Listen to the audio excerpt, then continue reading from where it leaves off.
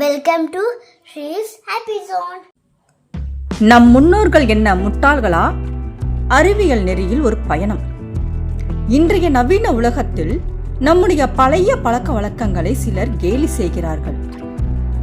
இதெல்லாம் பழங்கால வழக்கங்கள், நாம் இனிமேல் இதையெல்லாம் கடைபிடிக்க வேண்டுமா என்று கேள்வி கேட்கின்றனர். அப்படியென்றால் நம் முன்னோர்கள் முட்டாள்களா? இல்லை நண்பர்களே, நம் முன்னோர்கள் முட்டாள்கள் அல்ல. அவர்கள் அறிவியல் மற்றும் ஆன்மீகத்தில் ஆழ்ந்த புரிதல் கொண்டவர்கள். அவர்களது வாழ்க்கை முறைகள், பழக்க வழக்கங்கள், உணவு முறை, கட்டிடக்கலை, வேளாண்மை, மருத்துவம் போன்ற பல விஷயங்களில் அறிவியல் அடிப்படையுடன் இயற்கையை மதித்து வாழ்ந்தார்கள். ஆனால் இக்கால கட்டத்தில் சரியான புரிதல் இல்லாத காரணத்தால் மூட நம்பிக்கை என்று தவறாக நாம் எண்ணுகிறோம். இப்போது அந்த பழக்க வழக்கங்களில் அறிவியல் எவ்வாறு இணைந்துள்ளது என்பதை பார்க்கலாம். கோயில்களில் மூல விக்கிரகம் அமைந்துள்ள கருவறை ஒளி அலைகள் அதிர்வடையும்படி அமைந்துள்ளது. மூல விக்கிரகத்திற்கு செய்யப்படும் அபிஷேக ஆராதனைகள், மந்திர உச்சரிப்புகள் இறைவனின் விக்கிரகத்தில் பட்டு அதிர்வடைகின்றன. இது பக்தர்களின் உடல் உள்ளத்திற்கு அமைதியை தருகிறது. அபிஷேகத்தின் போது எதிர் மின்னோட்டமுடைய காற்றும் ஈரப்பதமுள்ள காற்றும் வெளிவருகின்றன. இது இன்றைய விஞ்ஞானம் கூறும் உயிர் வாழ தேவைப்படும் மின்னலைகளாகும். அதனால்தான் கவலையோடு கோவிலுக்கு செல்கின்ற நாம் கோவிலில் இறைவனை வழிபட்ட பிறகு குழப்பத்திலிருந்து விடுபட்டு இனம் புரியாத ஒரு மன நிம்மதியை அடைகிறோம். நமஸ்காரம் ஒரு மரியாதைக்குரிய செயல் போல தெரிந்தாலும் அது நம்முடைய பயோ எனர்ஜி பேலன்ஸ், அதாவது உயிர் ஆற்றலை சமன் செய்யும் ஒரு முத்திரையாக செயல்படுகிறது. பாரம்பரியம் என்பது அறிவியலுடன் கூடிய ஆன்மீகம். மார்கழி மாதம் இறை வழிபாட்டிற்கு புனிதமான மாதமாக இருப்பதால் அதிகாலையில் எழுந்து குளிரையும் பொருட்படுத்தாது நீராடி இறைவனை வழிபடுகிறோம். ஏன் என்று தெரியுமா? மார்கழி மாதம் அதிகாலை நேரத்தில் விஞ்ஞானிகள் குறிப்பிடும் ஓசேன் எனும் தூய பிராணவாயு காற்று மண்டலத்தில் அடர்த்தியாக உள்ளது. இது உயிர் வாழ்வதற்கும் உடல் உறுப்புகள் உற்சாகம் பெறவும் உதவுகிறது. ஓசேன் காற்று மார்கழி அதிகாலை நேரத்தில்தான் அதிகம் உருவாகுகிறது. அதனால்தான் மார்கழி மாதத்தில் அனைவரும் அதிகாலை நேரத்தில் வீட்டு வாசலில் கோலமும் இறைவனுக்கு பூஜையும் செய்ய சொல்கின்றனர் நம் முன்னோர்கள். கோலம் என்பது அழகுக்கான கலை மட்டுமல்ல, அது அறிவியல் சூட்சுமங்களையும் உள்ளடக்கியது. அரிசி மாவில் போடும் கோலம் பூச்சிகளுக்கு உணவாகுகிறது. இது சுற்றுச்சூழலுக்கு இடையே இணைப்பாக செயல்படுகிறது.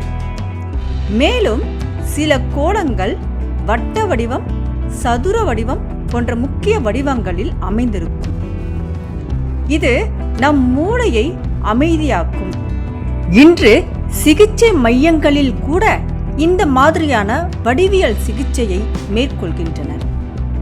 சீரான வடிவியல் சிகிச்சை முறை உள்ள கோலங்களை பார்ப்பதால் நரம்பியல் ஒருங்கிணைப்பை அதிகரிக்கும்.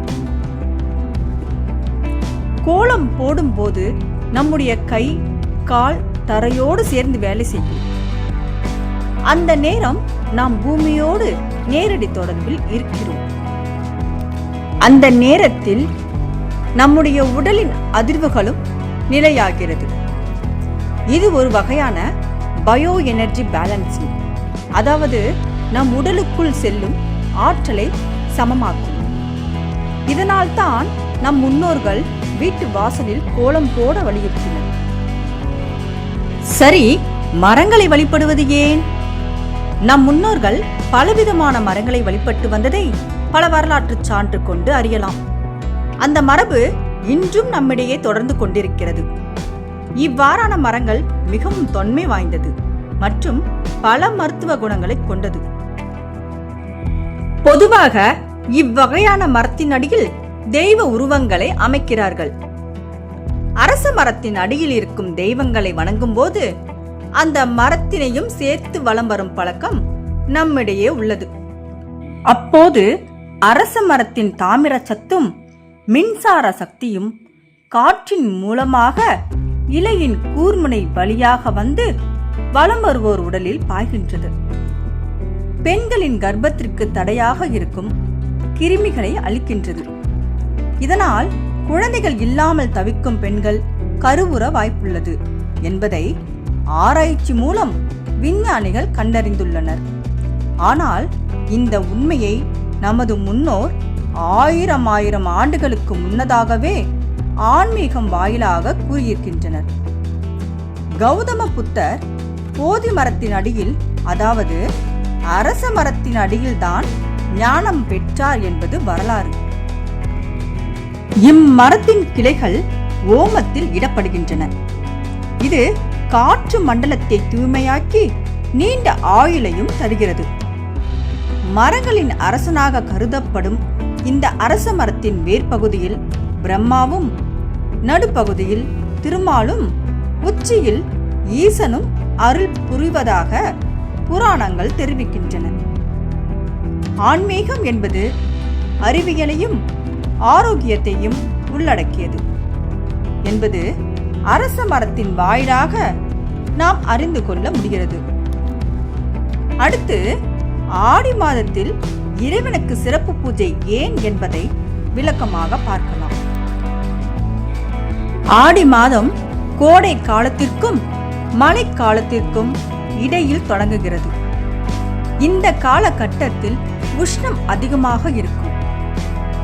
ஆடி மாத காற்றோடு பாக்டீரியா மற்றும் வைரஸ்கள் காற்றில் அதிகம் பரவும். இதனால் அம்மை போன்ற நோய்கள் வேகமாக பரவுகின்றது. இதிலிருந்து தற்காத்துக் கொள்ளவும் நம் உடலில் நோய் எதிர்ப்பு சக்தியை அதிகரிக்கவும் சரியான தடுப்பு மருந்து வேப்பிலையும் வெங்காயமும் மோரும் கலந்த கேழ்வரகு கூழ்தான் என்று ஆராய்ந்து உணர்ந்த நம் முன்னோர் மக்கள் அனைவரையும் கூழ் குடிக்க வைக்க ஆடி மாதம் அம்மனுக்கு கூழ் ஊற்றி பிரசாதமாக கூழை கொடுத்து வந்தனர். இந்த வழக்கம்தான் இன்றைக்கும் தொடர்கிறது.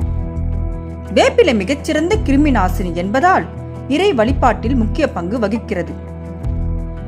ஆடி மாதம் கூழ் ஊற்றும் வழக்கம் மட்டும் இல்லை என்றால் ஒரு மகத்துவமான மருந்தான உணவை நாம் மறந்திருப்போம். நம் முன்னோர் அறிவியல் ஆற்றல் மட்டுமல்லாமல் அதை ஆன்மீகம் வாயிலாக மக்களுக்கு கொண்டு செல்லும் பக்குவத்தையும் அறிந்திருந்தனர் என்பது இதன் மூலமாகவே நாம் அறியலாம். துளசி, மாவிலை, வேப்பிலை போன்றவைகளில் அதிக மின்னூட்டம் காணப்படுவதாக ஆய்வுகள் தெரிவிக்கின்றது. இந்த மின்னூட்டம் காற்றில் உள்ள கிருமிகளை ஒழிக்கின்றது, நீரினை தூய்மைப்படுத்துகின்றது.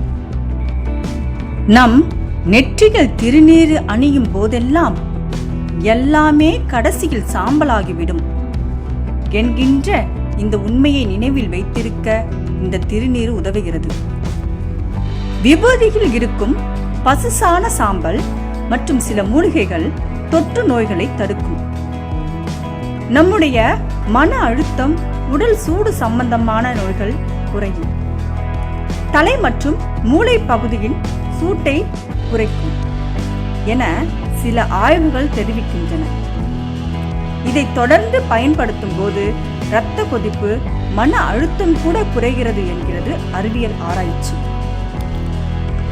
பூஜையில் உள்ள தீபம், மணி ஒலி அனைத்தும் சிந்தனையை அமைதியாக்கும் ஆன்மீக சிகிச்சைகள். மந்திரத்தின் ஒளி, சங்கின் ஒளி, மணி ஒளி அனைத்தும் நம் மூளை அலைகளின் அதிர்வெண்ணை சரி செய்து மன நிம்மதியை ஏற்படுத்தும். அதேபோல் தீபத்திலிருந்து எழும் ஒளி நம் கண் பார்வையை சீராக்குகிறது. அதே நேரத்தில் நம் மன அலைகளையும் சீராக்குகிறது. இவ்வாறு நம் முன்னோர்கள் நம் நன்மைக்காக ஆன்மீகத்தையும் அறிவியலையும் தம் வாழ்வில் கடைபிடித்தனர். தற்காலத்தில் நாம் இதை மூட நம்பிக்கைகள் என கூறி இதை ஏற்க மறுக்கின்றோம். கடவுள் நம்பிக்கை என்பது வெறும் ஒரு ஆன்மீக உணர்வு மட்டுமல்ல, அது வாழ்க்கையையும் நெறிப்படுத்தும், நம்மையும் உயர்த்தும். நம் முன்னோர்கள் அறிவை ஒளித்து வைத்திருக்கவில்லை, ஆனால் அதை ஆன்மீக முறையில் அழகாக சொல்லிவிட்டார்கள். அவர்கள் சொன்ன ஒவ்வொரு வழக்கத்திலும் அறிவியல் புதையல் இருக்கிறது. அதை நாம் புரிந்து கொண்டால் நம் வாழ்க்கை மேலும் ஆரோக்கியமாகவும் அமைதியாகவும் அமையும். இறுதியாக, நம் முன்னோர்கள் முட்டாள்கள் அல்ல, அவர்கள் அறிவியலின் ஜீவமுனை. இந்த வீடியோ உங்களுக்கு பிடிச்சிருந்தா மறக்காம லைக் பண்ணுங்க, ஷேர் பண்ணுங்க, சப்ஸ்கிரைப் பண்ணுங்க.